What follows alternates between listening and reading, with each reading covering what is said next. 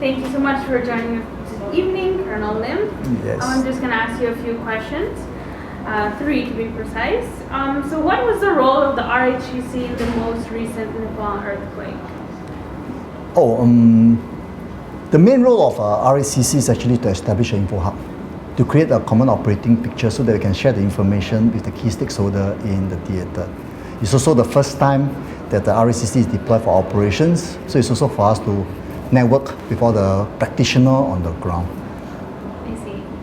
So can you tell us what was the greatest challenge in working with other stakeholders during and in the aftermath of the Nepal earthquake? Okay.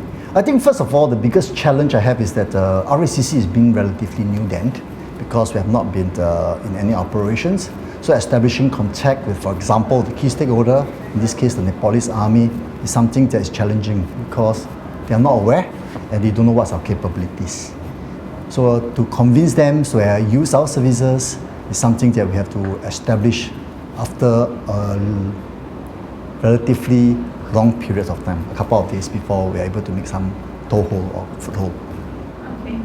So for my final question, what were the methods or mechanisms you developed on the ground or that you would like to implement in the future to overcome these challenges that you face? Yeah, I think like what just now I said, it's networking. Okay, although I do not operate directly, for example, in this case, the Nepalese army, but we have a lot of other practitioners, for example, the representative from UN OCHA, who have established some network prior to our deployments. So they also help us in terms of facilitating our work down there and also help to share our information with some of their users.